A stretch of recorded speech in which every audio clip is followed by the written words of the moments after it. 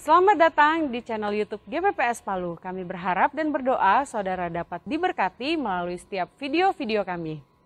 Untuk mendapatkan notifikasi dari setiap video yang kami upload, silakan untuk menekan tombol subscribe dan jangan lupa untuk menyalakan notifikasinya. Jangan lupa untuk follow akun media sosial kami lainnya dan kunjungi website kami di www.gppspalu.or.id. Tuhan Yesus memberkati. Shalom, shalom, ya, yang semangat ya, kita akan menikmati persekutuan di dalam firman Tuhan. Jadi kalau kita menyambut dengan gairah, dengan semangat, maka kita akan bisa menerima banyak hal dari Tuhan dan kita pasti juga akan mengalami banyak hal dalam kehidupan kita.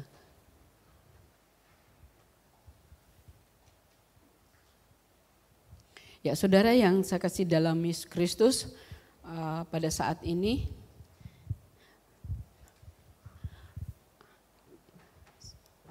ya, saya akan memberitakan kebenaran firman Tuhan dengan tema Parakletos.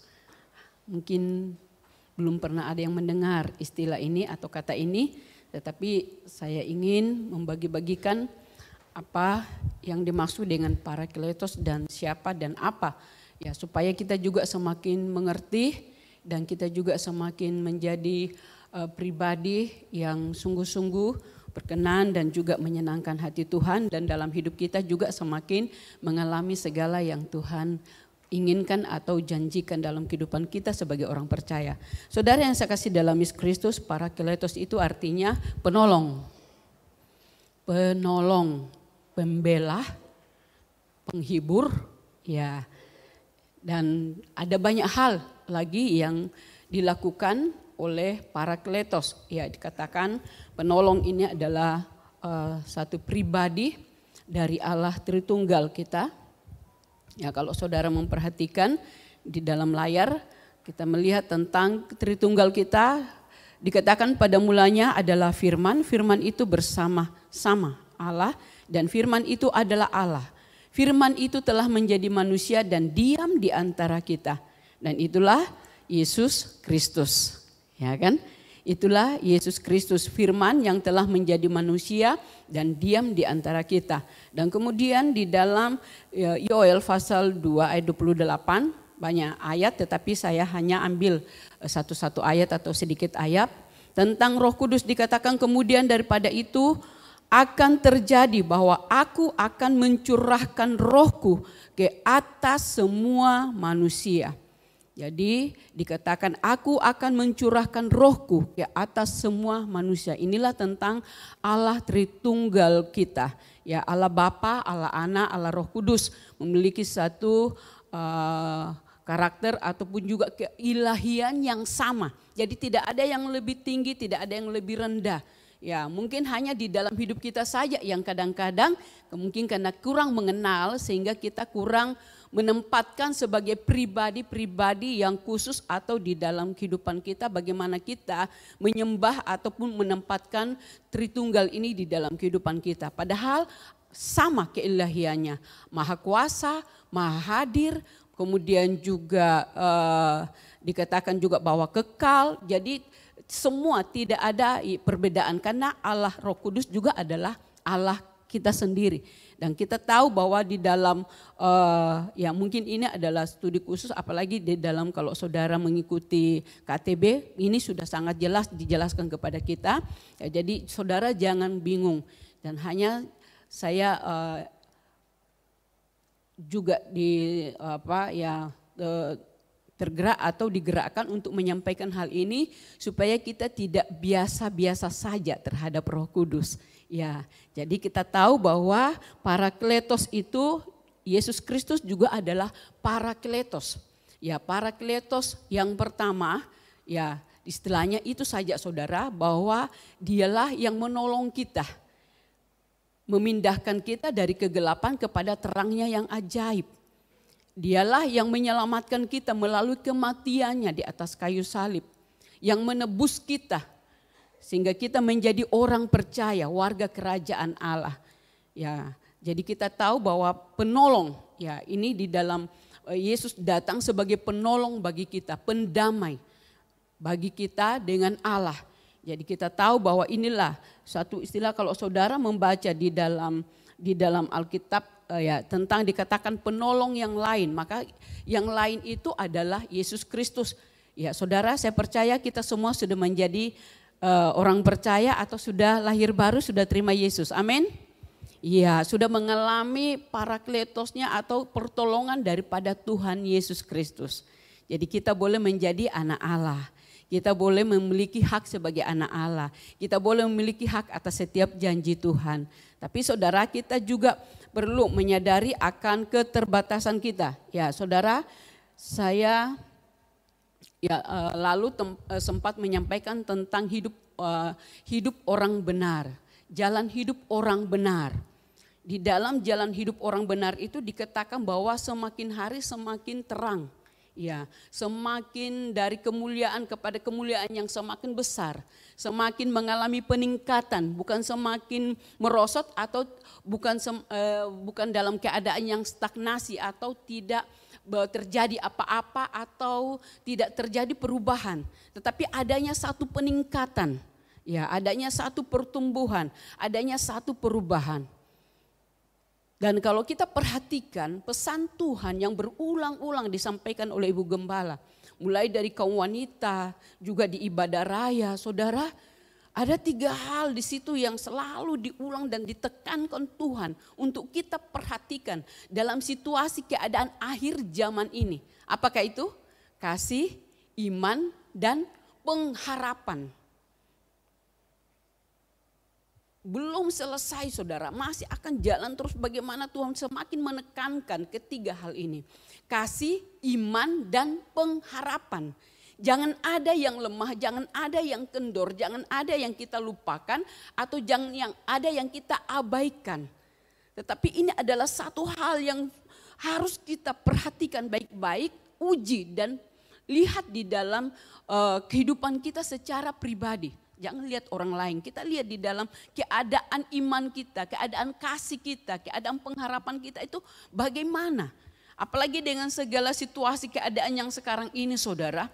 Ya, saya tahu bahwa kita semuanya di dalam saudara dalam dunia usaha juga semakin terganggu mungkin dengan berita-berita tentang resesi, tentang perkembangan dan juga keadaan-keadaan lawan kita dan segala hal yang mungkin mengkhawatirkan, menggelisahkan dan menakutkan.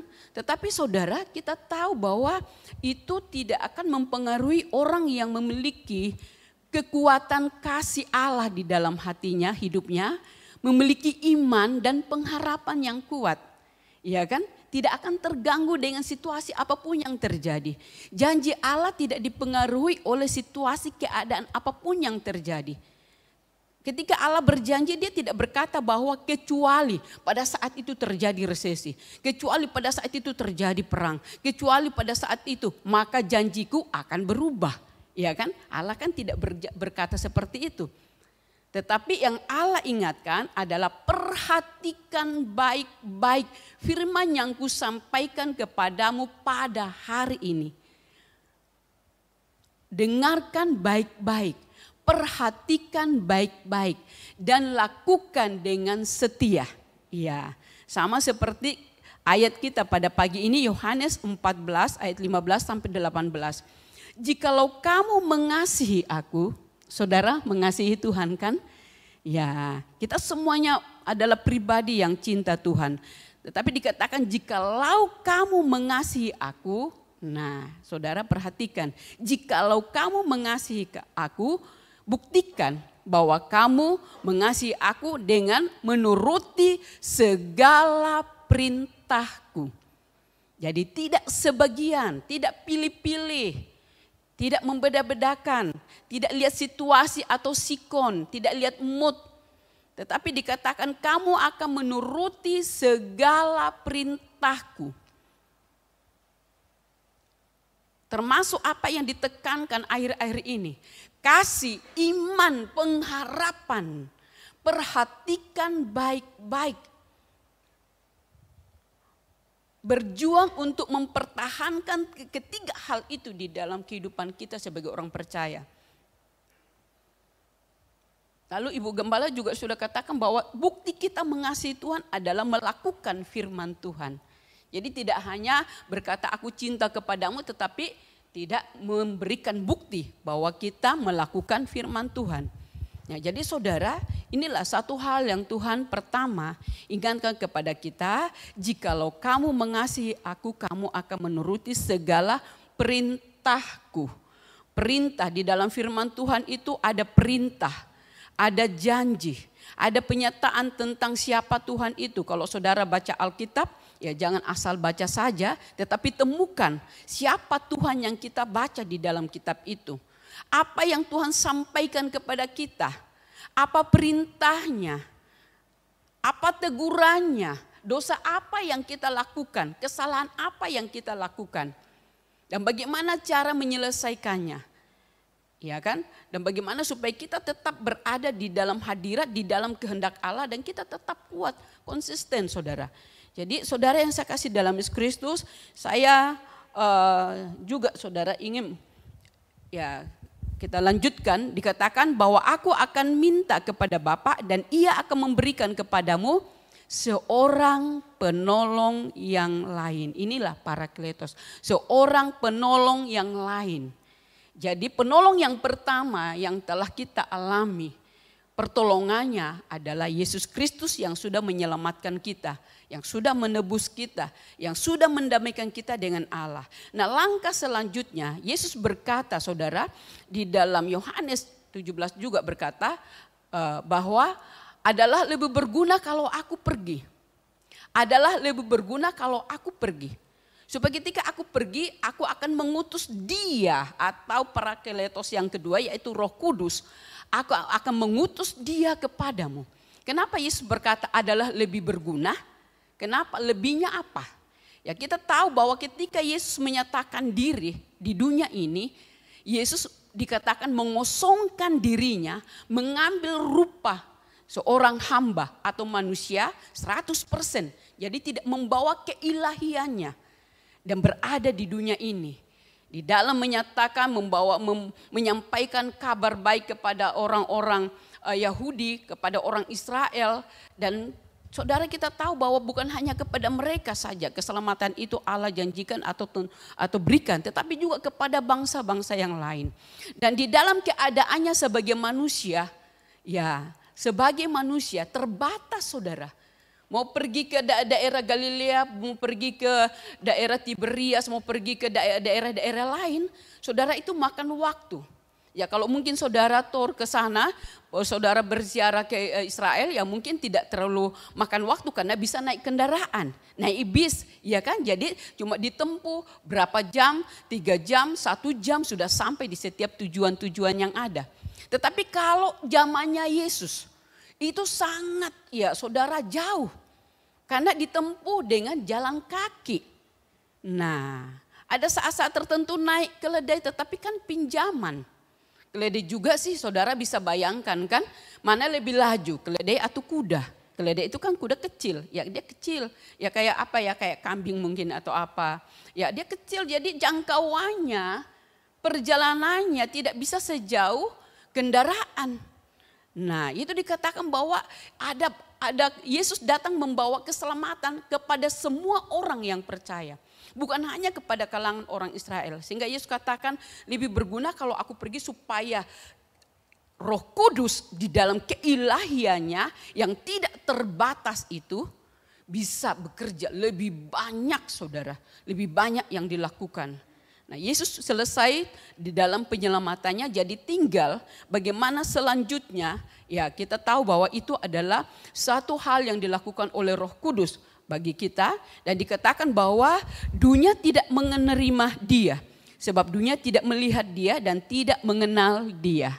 Ya kita tahu bahwa orang yang belum lahir baru, belum terima Yesus dia masih mati rohani. Belum bisa makan rohani, belum bisa melihat terang Injil Kristus. Ya mau dikasih makan pun juga ya tidak mengerti karena belum terima Yesus, belum lahir baru. Ya, dia dikatakan bahwa dunia tidak dapat menerima dia. Dan dunia itu saudara dikatakan percaya kalau melihat. Sedangkan kita sebagai orang percaya sekalipun belum melihat. Beda kan? Nah inilah suatu keadaan sebab dunia tidak melihat dia dan tidak mengenal dia. Perbedaannya. Tetapi kamu mengenal dia sebab ia menyertai kamu dan akan diam di dalam kamu. Ia menyertai kamu. Nah saudara, sekalipun tidak melihat fisik daripada Roh Kudus karena roh adanya, tetapi kuasanya, pembelaannya, penghiburannya, apa yang dilakukan itu nyata dan kita rasakan, kita alami. Ada kekuatan, ada ketenangan, ada sukacita, ada kasih yang kita bisa rasakan. Itulah pekerjaan daripada Roh Kudus. Nah saudara, kita lihat selanjutnya. Pertolongan apa yang Roh Kudus lakukan bagi kita sebagai parakletos. Nah saya ingin supaya kita semakin mempribadikan Roh Kudus yang saat ini di dunia ini menolong kita, menyertai kita, membela kita, mendampingi kita. Dan beracara di dalam seluruh aktivitas kehidupan kita sebagai orang percaya. Ya, dikatakan Yohanes 16 ayat 8. Dan kalau ia datang, ia akan mengisapkan dunia akan dosa, kebenaran dan penghakiman.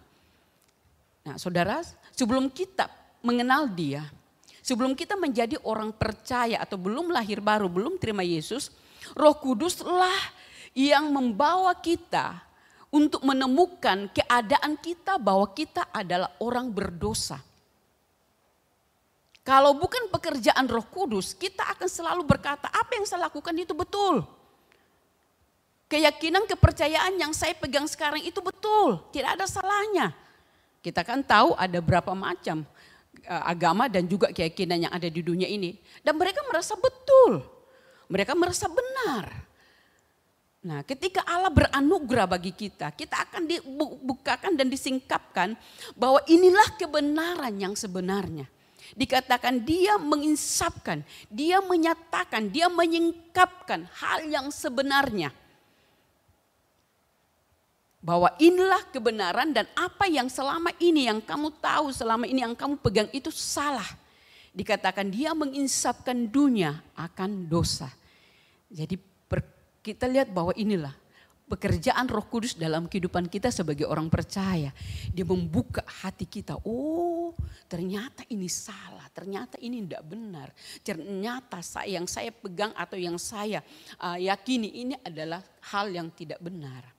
Sehingga dikatakan dia mengisapkan dunia akan dosa dan kebenaran. Dia menyatakan ini yang benar. Ya kan? Ini yang benar. Endingnya adalah seperti ini. Ya, jadi saudara kita lihat bahwa inilah karya atau pekerjaan Roh Kudus. Ya, mungkin orang tidak terlalu gregetan atau bagaimana ya, kayak biasa-biasa saja ketika mengetahui atau mendengar tentang Roh Kudus. Padahal saudara kalau kita lihat bahwa ada banyak sekali hal yang Roh Kudus lakukan bagi kita. Ya, kita melihat hal ini yang pertama, menginsafkan saudara. Membawa saudara untuk mengerti firman Tuhan dan juga mengetahui bahwa Yesuslah jalan, kebenaran dan hidup. Ya, ada seorang pun yang sampai kepada Bapa kalau tidak melalui Yesus. Ya kan? Nah, saudara, yang kedua, dikatakan maksudku ialah hiduplah oleh Roh. Nah, hiduplah oleh Roh, maka kamu tidak akan menuruti keinginan daging. Panjang lebar diceritakan atau dibahas oleh Rasul Paulus di dalam Roma, di dalam Galatia. Saudara silakan membuka di dalam Galatia, Roma dan apapun tentang bagaimana kita mempribadikan atau hidup, bagaimana kita menaruh atau juga peranan Roh Kudus itu di dalam kehidupan kita. Di sini bahwa setelah kita menerima keselamatan, langkah selanjutnya adalah hiduplah oleh Roh. Ayat lain dikatakan berilah dirimu dipimpin oleh Roh. Roh Allah, Roh Kudus. Berilah dirimu dipimpin oleh Roh Allah. Jadi secara pribadi pun juga kita harus menyatakan kepada Roh Kudus bahwa saya membutuhkan pimpinanmu Roh Kudus. Saya membutuhkan penyertaanmu, saya membutuhkan bimbingan Tuhan. Karena ini saudara dikatakan bahwa tidak kelihatan. Beda kalau mungkin saudara ya dibantu orang yang mungkin belum percaya. Saya katakan tadi tidak mereka bisa tahu, oh Tuhannya orang Kristen ini karena ada fotonya. Mungkin mereka kurang percaya apalagi tentang Roh Kudus tidak gampang karena tidak ada buktinya, tidak kelihatan. Tetapi Roh Kudus itu adalah satu pribadi dari Allah Tritunggal yang punya pribadi, bukan benda, bukan tumbuhan, tetapi satu pribadi yang pasti, yang punya perasaan, yang punya pikiran, punya kehendak. Hanya saudara tidak melihat. Tetapi sebenarnya saudara sudah merasakan pekerjaannya dengan saudara boleh menjadi orang percaya kepada Yesus. Ya kan? Sekalipun tidak melihat. Nah, dikatakan bahwa selanjutnya adalah berikan dirimu dipimpin oleh Roh. Nah, ini harus ada kerjasama. Roh Kudus tidak akan memaksa kita dan juga tidak akan mengambil kendali atau juga membimbing mengarahkan kita kalau kita tidak menyerahkan diri atau meminta Dia. Jadi saudara berdoa, Roh Kudus pimpin saya hari ini. Saya mau kerja, saya mau ke ini, saya mau ini. Jadi saudara dikatakan hiduplah oleh Roh. Maka kamu tidak akan menuruti keinginan daging. Ya, keinginan daging itu besar pengaruhnya dalam diri kita saudara. Ya kan? Hatiku adalah rajaku, ada yang berkata seperti itu. Kemauan kita, Roh Kudus di dalam hidup kita. Dan kemudian keinginan daging itu juga di dalam diri kita. Jadi saudara seperti kalau saudara lihat di sini ada satu perlawanan antara ya walaupun Roh Kudus tidak berkelahi tetapi inilah gambaran bahwa Roh Kudus ingin kalau kita minta ingin memimpin hidup kita, menyertai kita. Tetapi kalau kita tidak menekan, mengontrol, tidak menaklukkan daging kita, keinginan kita, ya Roh Kudus tidak akan bisa berbuat apa-apa. Tidak akan bisa menolong kita, ya kan? Jadi kita perlu di dalam diri kita ini, kalau kita minta Roh Kudus untuk memimpin hidup kita, ya kita perlu juga menaklukkan segala keinginan-keinginan kita. Karena dikatakan maka kamu tidak akan menuruti keinginan daging. Nah ini ada satu kuasa ya Tuhan lebih Roh Kudus lebih hebat, lebih berkuasa kan daripada diri kita. Jadi tinggal bagaimana kita meminta atau menempatkan pribadi Roh Kudus dalam hidup kita. Kemudian di dalam Roma 8:13 sebab jika kamu hidup menurut daging, ya ini. Jika kamu hidup menurut daging, kamu akan mati. Tetapi jika oleh Roh kamu mematikan perbuatan-perbuatan tubuhmu, kamu akan hidup. Nah, jadi ada satu kehidupan rohani yang kuat di dalam diri kita. Jika kita taat kepada pimpinan Roh Kudus dalam hidup kita. Kalau kita mau hidup dengan kita punya mau sendiri, dikatakan kalau jika kamu hidup menurut daging, kamu akan mati. Ya mati rohani saudara lama-lama. Iya kan? Tidak akan ada pertumbuhan. Tidak ada perubahan. Tidak ada perkembangan. Tidak ada pengalaman-pengalaman. Akhirnya tawar hati, bosan, kemudian mulai ya sama saja. Jadi orang Kristen dengan tidak sama saja. Bahkan ada yang berkata lebih enak jadi orang yang tidak tahu firman. Lebih enak hidup. Karena secara daging enak. Ya kan? Daging itu, keinginan daging itu enak bagi daging kita. Keinginan mata itu enak bagi mata kita. Tetapi bagi rohani kita itu berbahaya. Tetapi jika oleh Roh kamu, nah ini Roh Allah, oleh Roh Kudus kita menekan. Jadi Roh Kudus yang bisa membantu kita di dalam mengalahkan keinginan daging. Kalau kita melawan sendiri saudara, kita tidak berdaya, kita tidak mampu. Ya kita bisa capek dan kita bisa kalah. Akhirnya itu saja, naik turun, ya tidak ada perkembangan, tidak ada peningkatan, tidak ada perubahan. Karena kita memakai kekuatan kita untuk melawan keinginan daging. Ya kan? Dan itu cuma sewaktu-waktu karena dia nikmat bagi daging.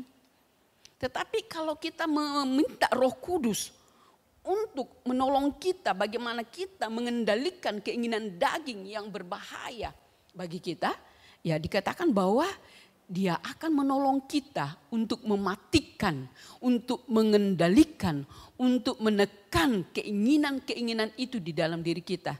Ya, jadi kita tidak dipimpin dengan segala keinginan mata, keinginan daging, gangguan hidup dalam diri kita. Ya, saudara, ini adalah satu peperangan yang terjadi terus-menerus dalam kehidupan kita. Tetapi kalau kita belajar mempribadikan Roh Kudus, minta Roh Kudus menolong dan menyertai kita, yaitu tidak berat, saudara. Mungkin awal-awalnya agak berat dan susah, tetapi setelah lama-lama saudara kita sudah bisa ya mendapatkan kemenangan demi kemenangan itu di dalam hidup kita. Tidak berat lagi. Nah, saudara, perbuatan daging itu saudara harus tahu perbuatan daging itu apa saja. Ya, mungkin saudara sudah membaca dan berulang-ulang dan sudah dibahas berulang-ulang tentang hal ini. Dikatakan perbuatan daging itu nyata, jelas, tidak terselubung. Dikatakan nyata yaitu percabulan, pikiran cabul, hati cabul. Ya kan, percabulan, kecemaran, hawa nafsu, penyembahan berhala, sihir, perseteruan, perselisihan, iri hati, amarah, kepentingan diri sendiri, percideraan, roh pemecah, kedengkian, kemabukan, pesta pora dan sebagainya. Saudara tahu, mungkin ada yang dosa-dosa lain yang tidak ditulis di sini, tetapi saudara ketahui karena dikatakan dan sebagainya dan banyak lagi jenis-jenisnya, ragamnya. Jadi ini adalah perbuatan daging, supaya saudara tahu apa sih yang dimaksud dengan perbuatan daging yang harus dikalahkan dan hanya bisa dikalahkan dengan pertolongan Roh Kudus. Ya ini saudara, pencemaran di dalam diri kita, pencemaran di pikiran kita, di perasaan kita, di dalam keyakinan kita atau agama kita ataupun juga hubungan kita dengan Allah.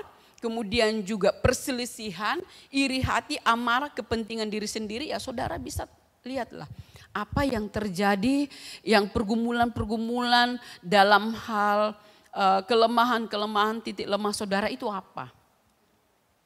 Apakah iri hati? Apakah tukang marah? Apakah suka berkelahi? Suka berselisih? Apakah egois? Kemudian juga kedengkian? Atau suka mabuk-mabuk? Atau suka pesta pora? Atau suka percabulan, kecemaran? Nah saudara yang tahu. Yang paling tahu itu adalah saudara. Ya kan? Nah ini dikatakan bahwa ini berbahaya. Memutuskan hubungan kita dengan Tuhan. Saudara memiliki pikiran cabul, suka yang porno-porno, melihat gambar-gambar ataupun juga punya dikatakan hawa nafsu yang tidak terkendalikan dengan hal-hal yang lain, saudara, ya itu akan mengganggu damai sejahtera saudara. Itu artinya reaksi Tuhan bahwa saya tidak suka dengan hal itu. Saya benci dengan hal-hal seperti itu. Jadi saya tahu bahwa kita punya titik-titik lemah dalam diri kita. Dan banyak orang katakan, aduh saya tidak bisa berubah. Saya ingat terus itu. Lalu sempat saya membesuk seorang pemuda, sudah lama. Dikatakan kami, Kak, tidak bisa saya ditolong, parah, tidak bisa, tidak mampu. Saya tidak usah pergi gereja, saya tidak layak, saya berdosa sekali. Saya tidak akan mungkin diampuni. Ya, itu saudara menurut pikirannya seperti itu. Berarti suatu ikatan yang bukan cuma ikatan satu, tetapi sudah ya dililit-lilit saudara. Saya ingat dulu di kaum wanita, tante memberikan gambaran bahwa ada masalah atau mungkin ada masalah dengan orang lain, kemudian itu iblis, kalau kita dikatakan jangan beri kesempatan kepada iblis kan, jangan sampai habis matahari terbenam, belum selesai. Nah kalau sudah selesai matahari terbenam atau iblis sudah ambil keuntungan, maka mulai akan melilit satu, semakin lama semakin kuat ikatannya, semakin banyak, sehingga itu akan berat bagi kita untuk melepaskannya atau untuk meninggalkannya, sehingga itu yang yang membuat kita tidak mampu. Kita butuh parakletos, kita butuh penolong yang lain. Saudara lari kepada siapapun, tidak ada yang bisa. Orang tua, keluarga, kecuali orang itu mendoakan saudara. Ya larinya kepada Tuhan. Nah, jadi dikatakan bahwa yang melawan, yang mengatasi, yang membantu kita menghadapi keinginan daging ini hanya Roh Kudus. Ya kan? Hanya Roh Kudus, bukan siapa-siapa. Jadi jangan saudara anggap, wah saya mampu, saya bisa. Saya ingat dulu ada bapak-bapak yang kemudian, ya saya belum menikah dengan saudari Lea pada waktu itu, kemudian dipanggil ke rumah sakit. Nah, kemudian di situ, di rumah sakit itu ada bapak-bapak yang berkata seperti ini, orangnya sangat terkenal dan sangat berpengaruh. Dan dia katakan begini, ya kami juga sih tidak terlalu kenal, cuma disuruh aja doakan. Tapi kemudian ketika sampai dia sih ya lirik mungkin sebelah mata. Karena kan waktu belum menikah lalu kan masih pio-pio, masih kecil. Sampai dia katakan ketika pulang, siapa itu anak kecil tadi 2 orang itu? Kok bikin saya menangis? Ya, kenapa? Nah, pada waktu kita pergi layani saudara, dia bercerita. Tidak tahu entah mengapa kemudian dia bercerita. Dia menangis. Orang tua saudara, pejabat dan orang terkenal, tidak pengusaha barangkali. Kemudian dia katakan seperti ini, saya tidak mungkin diampuni. Kenapa? Dia dibayangi ketika ada masalah konflik yang ada di Poso. Kemudian dia diperhadapkan, dia di dalam perjalanan. Kemudian dia diperhadapkan dengan pilihan. Jadi orang yang hadang itu, yang pakai senjata itu kasih pilihan. Pilih mana? 4 orang ini, papa, mama, anak 2 atau dirimu. Pilih mana? Nah pada waktu dibilang karena saya ingin selamat. Tetapi saya dikasih pilihan. Saya mau selamat. Tapi 4 orang ini taruhannya. Akhirnya dia pilih dirinya. Saya pilih saya. Di depan matanya orang itu habis. Dan itu membayangi dia terus. Di mana pun saya pergi, apapun yang saya lakukan, tidak pernah terhapus itu wajah-wajah itu di mataku. Saya sangat berdosa. Saya sangat berdosa. Dan dia sakit pada waktu itu. Sehingga ketika kami datangi, kemudian apa yang disampaikan, ya Roh Kudus kasih ingat tentang, ya saya berkata meskipun dosamu merah seperti kermisi, kalau engkau mengakui maka akan dijadikan putih seperti salju. Ya kan? Jalan keluarnya jika engkau mengakui maka Tuhan akan mengampuni dan menyucikan kita. Ya, itu solusi dari setiap dosa atau kesalahan yang kita lakukan. Kita mengakui dengan jujur di hadapan Tuhan. Jadi kita jelaskan seperti itu saja, sederhana. Dia mulai, betul. Dan kemudian kami mulai bimbing ya, seperti kalau kita membimbing orang untuk terima Yesus. Bimbing, kemudian setelah kita bimbing, dia merasa plong sekali. Karena saking senangnya dia menangis sejadi-jadinya. Dari tadi dia menangis, kemudian dia menangis. Karena sudah merasa bebannya terangkat. Dosanya terhapuskan. Setelah itu kita pulang. Kemudian setelah pulang, kemudian dia tanya sama keluarganya. Ya keluarganya juga di situ tidak kenal kita. Orang lain kan yang antar kita, suruh kita ke sana. Dia bilang, siapa itu anak kecil tadi 2 orang itu? Mereka bikin saya menangis. Ya saudara, itu adalah satu hal yang mungkin saudara tahu. Pengalaman saudara, trauma saudara atau masalah saudara yang berat itu saudara. Saudara tidak akan bisa katakan nanti dengan waktu akan selesai. Jangan. Harus diselesaikan, dituntaskan dengan firman, dengan cara firman. Mengampuni atau memaafkan atau mengakui di hadapan Tuhan maka terselesaikan. Jangan dibayang-bayangi saudara. Jangan mau saudara kemana-mana masalah itu terbawa terus dalam pikiran, dalam hati saudara. Saudara berdoa, saudara merasa bahwa Tuhan cuma menunjuk kepada dosa yang dilakukan. Sehingga hanya formalitas berdoa. Jadi hubungan dengan Tuhan itu jauh. Ya kan? Nah saudara, mungkin dalam hal-hal yang lain seperti itu. Saudara yang tahu Firman Allah katakan ujilah dirimu sendiri.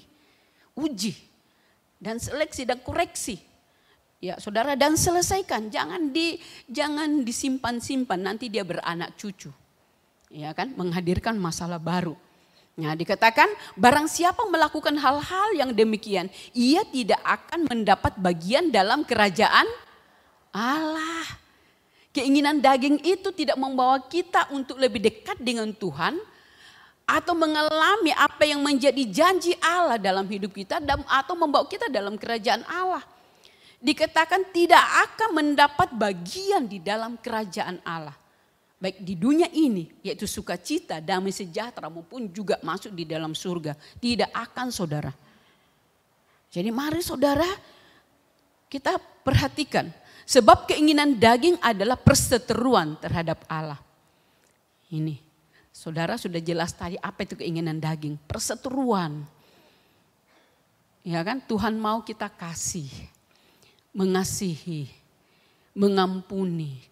Ya nanti saudara kita akan lihat apa yang Tuhan inginkan. Mereka yang hidup dalam daging tidak mungkin berkenan kepada Allah. Nah dikatakan perseteruan terhadap Allah, tidak mendapat bagian dalam kerajaan Allah, tidak mungkin berkenan kepada Allah. Nah, saudara kita lihat hal yang ketiga yang Roh Kudus dapat lakukan bagi kita adalah membantu kita dalam kelemahan. Ini sudah sebagian tadi sudah bahas. Membantu kita di dalam kelemahan rohani kita. Dalam saat-saat kita terpuruk atau dalam saat-saat kita bergumul. Baik secara rohani, secara jiwani saudara. Ya, kita lihat bahwa Roh Kudus itu selalu dikatakan dia mendampingi, dia menyertai kita, dia tinggal di dalam kita. Dan juga saudara memberikan kita semangat yang baru, ya kan? Membantu kita di dalam kelemahan.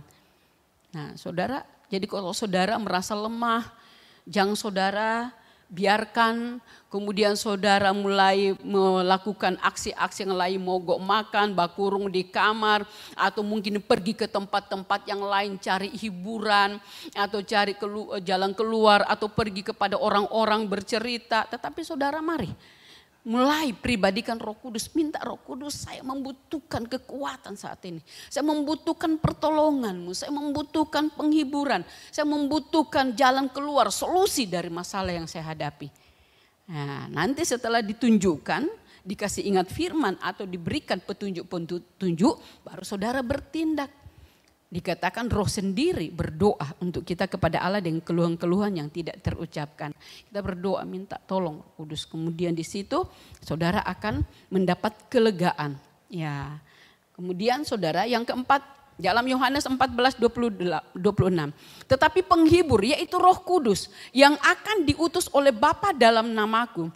Dialah yang akan mengajarkan segala sesuatu kepadamu dan akan mengingatkan kamu akan semua yang telah kukatakan kepadamu. Hidup kita kan hidup sesuai dengan firman Tuhan. Mungkin saja suatu saat kita lupa dengan apa yang kita pernah pelajari. Saudara yang ikut KTB atau yang saudara yang pernah menghafal ayat, mungkin suatu saat itu mungkin lupa. Tetapi inilah Roh Kudus berkata bahwa akan diingatkan. Jadi diingatkan. Jadi firman itu tidak pernah terlambat. Firman itu akan selalu hadir di dalam setiap masalah atau pergumulan yang kita alami. Menjawab dan menolong kita untuk menyelesaikan masalah. Dan siapa yang bekerja atau mengingatkan tersebut? Ya Roh Kudus saudara. Roh Kudus kan maha tahu. Ya kan? Jadi saudara mungkin saudara kurang mengenal diri saudara. Tapi Roh Kudus lebih tahu siapa diri saudara. Nah ini saudara. Dikatakan mengajarkan segala sesuatu. Hal yang belum pernah kita ketahui atau hal-hal yang baru. Ya saudara kita tahu bahwa itu mungkin ada masalah atau dalam pekerjaan atau di dalam kehidupan rohani saudara ada pergumulan. Ya dikatakan bahwa ya dia siap untuk mengajar. Dia siap untuk menolong kita. Mengingatkan firman yang menjadi solusi dari setiap pergumulan kita. Roh penghibur.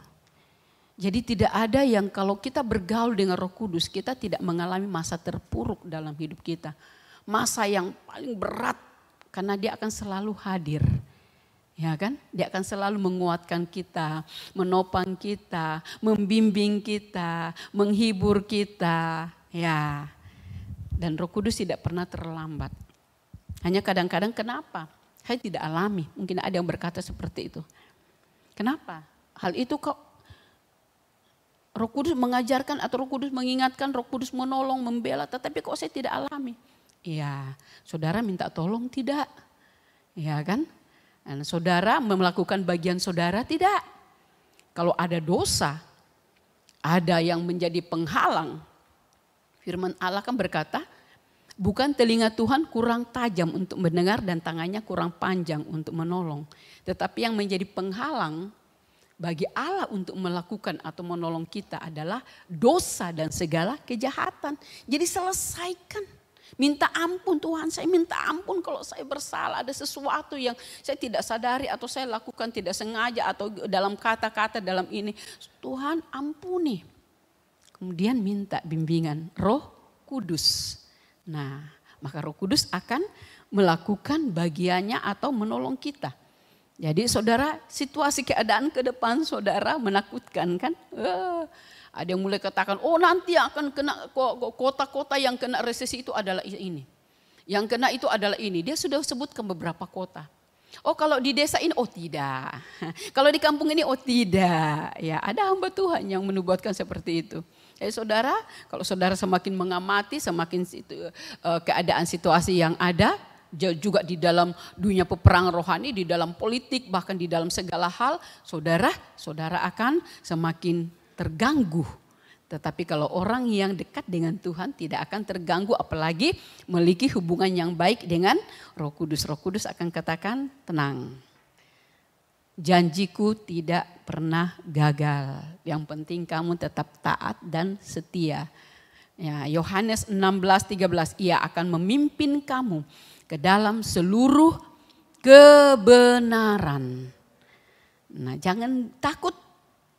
Kalau kita mungkin bergaul dengan orang, kita mungkin orang bisa saja kasih nasihat yang salah.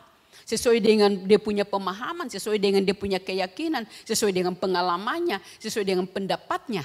Tetapi kalau kita bergaul dengan Roh Kudus, ya tidak akan pernah lepas daripada firman Allah yang akan selalu diingatkan. Jadi kita mendapatkan pimpinan atau bimbingan sesuai dengan firman Tuhan. Nah saudara, ia akan memimpin kamu ke dalam seluruh kebenaran. Jadi ini adalah satu hal yang kita butuhkan supaya kita tidak salah. Kadang-kadang kan kita pikir benar padahal salah. Nah jadi kalau kita bergaul dengan Roh Kudus, kita akan peka. Wah ternyata ini salah. Suatu saat kita akan sikapkan bahwa apa yang orang itu katakan itu tidak benar. Apa yang kau dengarkan ajaran itu tidak betul. Apalagi sekarang kan ada banyak muncul ajaran-ajaran palsu. Ya kan salah, keliru. Nah kalau kita tidak meminta Roh Kudus kepekaan, maka kita bisa telan semua.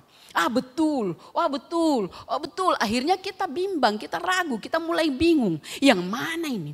Pokoknya bagi semua saja. Nah saudara, inilah suatu hal yang bisa saja terjadi di dalam kehidupan kita. Tapi kita bersyukur ada roh penolong bagi kita. Nah dikatakan dia memberikan buah. Kalau tadi ada buah daging ya, atau dikatakan akibat-akibat hidup dalam keinginan daging, maka hal-hal yang kacau, yang merusak itu akan terjadi. Tapi kalau kita bergaul dengan Roh Kudus, maka Roh Kudus akan menghadirkan buah dalam hasil daripada persekutuan kita dengan dia, yaitu kasih, sukacita, damai sejahtera, kesabaran, kemurahan, kebaikan, kesetiaan, kelemah lembutan, penguasaan diri. Karakter Allah, dikatakan hendaklah pikiran dan perasaan Kristus itu ada di dalam dirimu, di dalam pikiranmu, di dalam hidupmu. Inilah kasih agape yang tidak ada di dunia ini, ya kan? Yang berbeda dengan yang ada di dalam dunia ini. Kasih agape ya akan dimampukan kita untuk mengalaminya, untuk melakukannya.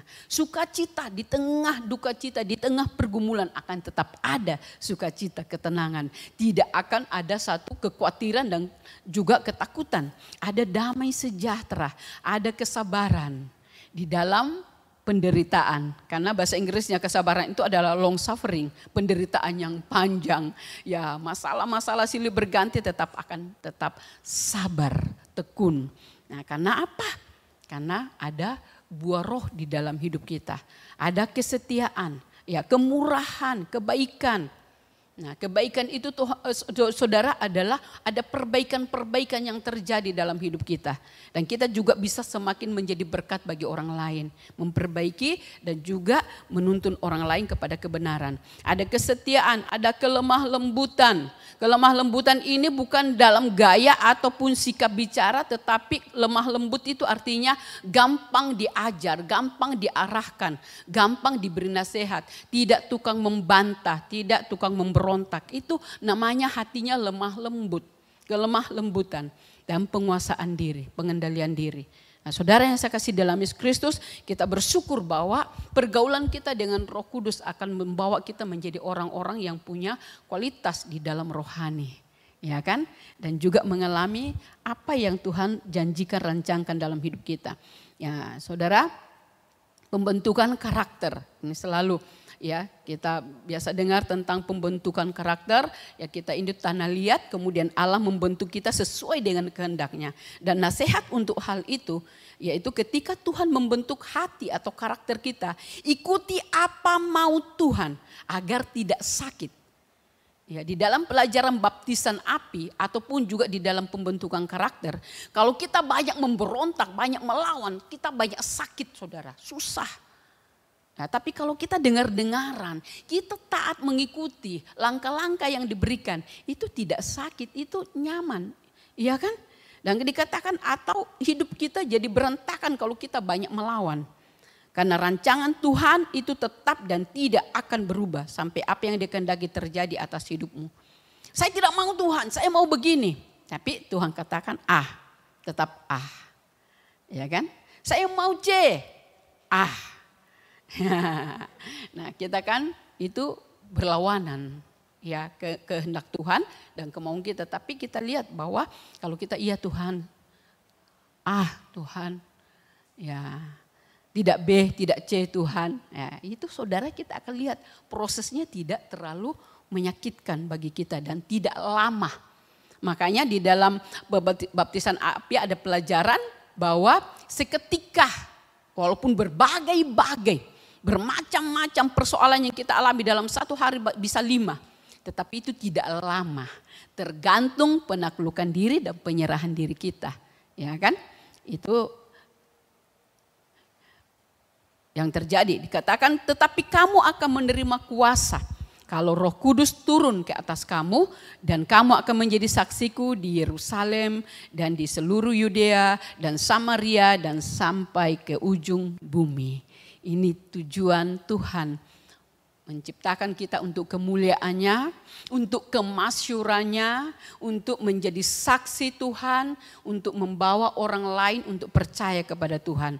Nah, kalau kita mau menjadi berkat bagi orang lain, seperti Tuhan Yesus katakan kepada murid-muridnya, jangan kamu pergi kemana-mana dulu. Kamu harus menerima kuasa atau otoritas dari Allah. Ya kan? Supaya kamu bisa menjadi saksiku di Yerusalem, di Yudea dan Samaria dan sampai ke ujung bumi. Nah, saudara, ini adalah satu hal yang Tuhan taruhkan dalam hidup kita karena Allah punya tujuan dan rencana dalam hidup kita. Bukan cuma kita pemau, bukan cuma kita perencana, bukan cuma kita petarget atau kita punya, ya saya mau tahun ini usaha saya akan begini, ya saya semakin hari semakin ini. Tetapi saudara pikirkan juga apa rencana Tuhan, ya kan? Ya, apa rencana Tuhan dengan kita punya keadaan, dengan kita punya wilayah atau tempat di mana kita berada, di sekolah, di rumah, di lingkungan tempat tinggal kita. Apa tujuan Tuhan menempatkan kita di situ? Seperti firman Allah katakan, berdoalah bagi tempat di mana aku buang kamu karena kesejahteraannya adalah kesejahteraanmu juga. Jadi ada kesaksian yang terus-menerus terjadi dalam hidup kita. Dalam sikap kita, karakter kita, tingkah laku kita, dan di dalam perkataan kita. Jangan lupa saudara, kesaksian hidup saudara. Jangan semakin lemah, ya, jangan semakin merosot, jangan semakin kendor, tapi biarlah rohmu menyala-nyala dan layanilah Tuhan. Ya, menerima kuasa, otoritas daripada Allah, dan bukan cuma untuk orang-orang dewasa, tetapi dikatakan ke atas semua orang, aku akan mencurahkan rohku ke atas semua manusia. Maka anakmu laki-laki dan perempuan akan bernubuat, orang-orangmu yang tua akan mendapat mimpi, teruna-terunamu akan mendapat penglihatan. Ya, saudara harus memiliki satu target dalam hidup saudara dan juga dalam keluarga saudara, anak saudara, orang tua saudara, dan juga orang-orang yang ada di dalam keluarga saudara. Ya, supaya mereka juga boleh melakukan menjadi saksi seperti yang Tuhan sudah rancangkan. Ya. Dan juga saudara, hal-hal yang terakhir adalah dikatakan bahwa tadi ada buah roh, ada karunia-karunia yang Roh Kudus ingin nyatakan dalam gerejanya, memberikan karunia Roh Kudus yang adalah kemampuan ilahi yang diberikan Roh Kudus menurut kehendaknya kepada orang percaya untuk kepentingan bersama dalam membangun tubuh Kristus. Ya, apakah semua itu? Nah, ada kata-kata hikmat. Ya, saudara, pada saat kita mengandalkan Tuhan, pada saat kita berdoa dalam memulai segala pekerjaan kita, mengandalkan Roh Kudus, maka Dia akan berikan hikmat dalam menghadapi kegiatan kita, pelayanan kita, pekerjaan kita. Ada kata-kata hikmat kepada orang-orang yang ada di sekitar kita. Ya, tidak asal bicara, tidak asal ngomong. Dia mengerti, tidak mengerti. Dia tersinggung, tidak tersinggung. Pokoknya saudara bahagia saja. Tapi pada saat itu Roh Kudus akan memberikan. Nah, caranya menghadapi anak ini seperti ini. Caranya berbicara kepada orang itu seperti ini. Caranya menyelesaikan itu. Ada hikmat ilahi pada kita. Ada marifat, ada ada iman. Ya, karunia iman. Ada karunia kesembuhan, mengadakan mujizat, bernubuat, membedakan bermacam-macam roh. Karena di dunia ini ada roh jahat, ada roh manusia, ada roh Allah. Nah, supaya kita tidak terpeleset, tidak salah, maka kita perlu ya hikmat atau kita perlu kerjasama dengan Roh Kudus. Ya kan? Kemudian karunia untuk berkata-kata di dalam bahasa roh. Nah, ini yang harus ada di dalam gerejanya Tuhan. Di dalam kehidupan saudara sebagai orang percaya, karunia apa yang ada pada saudara? Minta Tuhan, saya minta hikmat, saya minta pengetahuannya Tuhan. Ya, saya minta supaya saya memiliki kekuatan iman dalam menghadapi apapun yang terjadi. Saya juga minta Tuhan ketika saudara mendoakan orang atau apapun saudara, ya dikatakan pada waktu itu Tuhan akan memberikan iman, Tuhan akan memberikan urapan dan Tuhan akan memberikan hikmatnya, pengetahuannya, mujizatnya dan nubuatnya, kata-kata yang memotivasi orang, kata-kata yang meneguhkan orang, kata-kata yang mendorong orang, itu akan Tuhan taruhkan di dalam bibir mulut kita. Ya, jadi itulah hal yang terjadi di dalam kehidupan kita. Ya, jadi selain kita menjaga hubungan kita dengan Roh Kudus dalam menjalani kehidupan kita, kita juga banyak menjadi berkat bagi orang lain. Ya, saudara yang saya kasih dalam Yesus Kristus, janganlah kamu mendukakan Roh Kudus. Ini nasihat terakhir. Janganlah kamu mendukakan Roh Kudus Allah yang telah memeteraikan kamu menjelang penyelamatan. Kapan kita mendukakannya? Pada saat kita melawan. Kita tidak melakukan apa yang dikehendaki. Kita selalu hidup di dalam keinginan daging. Kita selalu ingin hidup dengan apa kita punya mau, ya kan? Ya, kita tidak melakukan kehendak Allah. Di saat itu kita mendukakan Roh Kudus Allah. Nah, kalau kita selalu mendukakan, melukai hatinya, selalu melawan kehendaknya. Ya, Tuhan suruh ini, kita mau ini. Tuhan suruh ini, Tuhan perintahkan seperti ini, kita tidak mau. Nah, itu sudah sama dengan mendukakan Roh Kudus. Maka lama-lama dikatakan Roh Kudus itu akan padam. Dikatakan janganlah padamkan roh. Ini huruf besar saudara, jangan padamkan kepemimpinan Roh Kudus itu di dalam diri kita. Jangan gantikan posisinya. Jangan ada ilah lain. Jangan ada pribadi yang lebih tinggi posisinya, yang menguasai, yang mengomando, yang memerintah hidup saudara. Harus Tuhan yang tertinggi. Ya kan? Harus Roh Kudus saudara. Nah, jadi jangan selalu melupakan kerjasama dengan Roh Kudus. Amin saudara? Iya, Roh Kudus ada bersama dengan kita.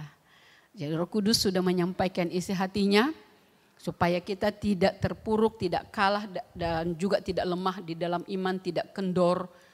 Ya, tidak menjadikan hal-hal lain jadi dalih atau alasan kenapa kita jadi lemah, kenapa kita jadi begini. Nah, Roh Kudus sudah menyatakan diri bahwa kita harus secara pribadi bergaul dengan Dia. Ada banyak hal yang Roh Kudus ingin lakukan. Tapi tergantung bagaimana penyerahan kita, bagaimana kita memberi diri kita dipimpin oleh Roh Kudus. Puji Tuhan, inilah kebenaran firman Tuhan yang saya dapat bagi-bagikan kepada kita semuanya. Dia seperti air yang mengalir di hatiku. Kita berdiri saudara. Dia seperti air yang mengalir saat ini.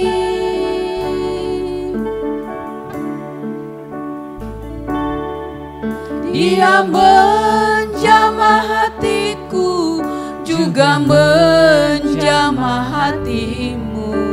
Dia seperti air yang mengalir. Dia seperti air yang mengalir. Dia seperti air yang mengalir. Roh Kudus, kami membutuhkan aliran kasih-Mu. Kami membutuhkan lawatan. Dia seperti air yang mengalir. Engkau yang mengetahui segala situasi dan keadaan kami.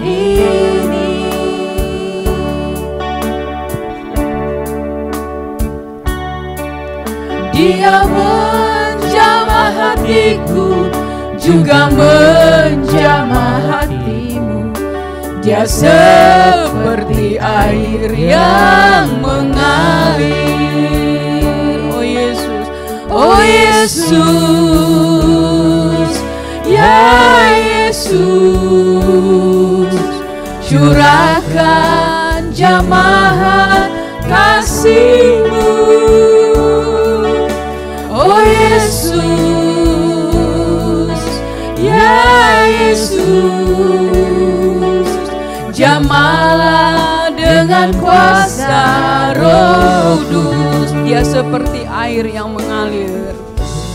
Seperti air. Saudara, mintalah dengan penuh kerendahan hati kepada Roh Kudus yang menjadi penolong bagi kita. Dia seperti air yang mengalir saat ini.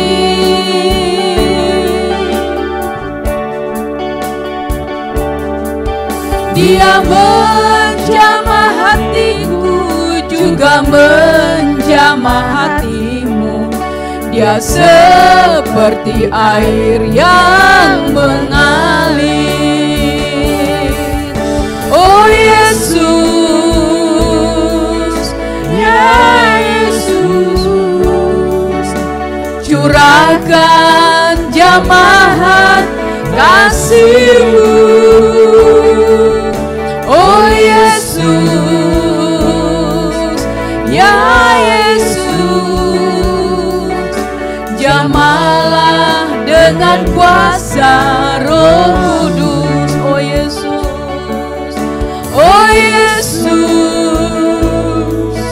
ya Yesus, kami membutuhkan Roh Kudus. Curahkan jamahan kasih-Mu.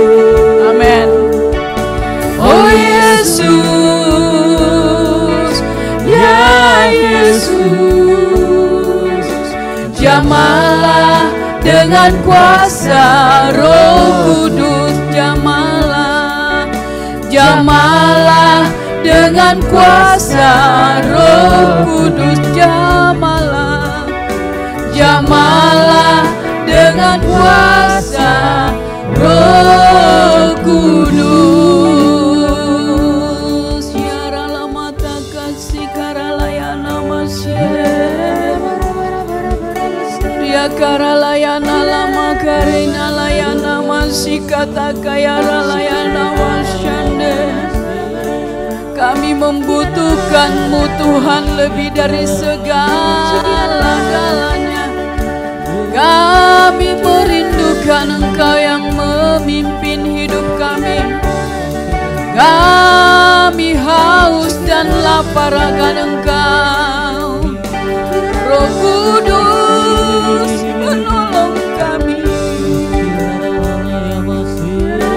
Roh Kudus, Kau yang memimpin kami. Tiara lara nama kata kasih karalayana lama syukur. Tiara rara kaya layana masih. Kau menyegarkan kami, Kau meneguhkan kami. Kiana tak kaya larana kuria layana syanderi lara layana masih. Kau hadir bagi kami dalam segala keadaan kami. Ya Tuhan, kami rindu Engkau yang memimpin hidup kami, mengurapi kami, melengkapi kami, mengajar kami, mengingatkan kami. Oh Roh Kudus, kami mengasihi-Mu. Kaulah Allah kami, Kaulah penolong kami. Tiara lama tak kasih kata karanina layana lama se. Rakaya larana mase. Rakaya layana kaya lakarina rama se. Tiara lama kura layana mase. Tianda serana layana makara la kuriasi kata kaya lama sende. Terima kasih Tuhan, terima kasih Yesus, terima kasih, terima kasih Roh Kudus, terima kasih Tuhan, terima kasih Tuhan, terima kasih Tuhan Yesus buat anugerah. Terima kasih. Terima kasih. Kaulah penolong bagi kami. Amin. Kaulah yang menyertai kami. Amin. Yang menguatkan kami. Amin. Yang menyegarkan kami. Amin Tuhan. Yang meneguhkan kami. Amin. Yang mengajar kami. Amin Tuhan. Yang memimpin kami. Amin. Terima kasih Tuhan. Haleluya. Kami mau mengalami segala yang Tuhan janjikan dan rancangkan dalam hidup kami.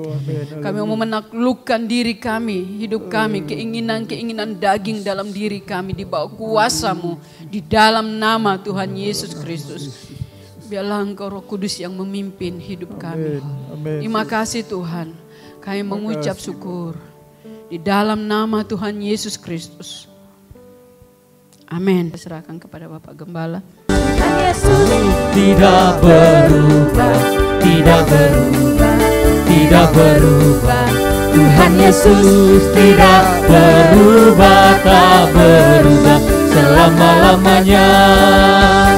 Haleluya, haleluya, haleluya, haleluya, haleluya, haleluya, haleluya. Tuhan Yesus tidak berubah.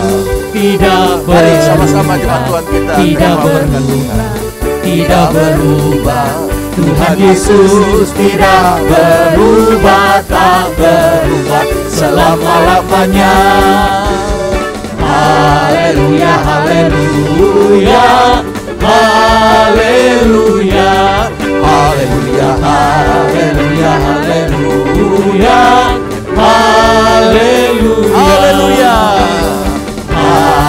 haleluya, haleluya, haleluya, haleluya, haleluya, haleluya. Haleluya. Jemaat Tuhan yang dikasihi Tuhan, terimalah berkat damai sejahtera dari Tuhan Yesus Kristus. Amin. Kecintaan Allah Bapa dalam persekutuan Roh-Nya yang kudus adalah kiranya tinggal menyertai kita sekalian. Amin. Dibuatnya kita hidup bijaksana, sehingga berhasillah segala apa yang kita kerjakan sampai berkelimpahan. Amin. Dari sekarang sampai Tuhan Yesus datang kembali. Amin.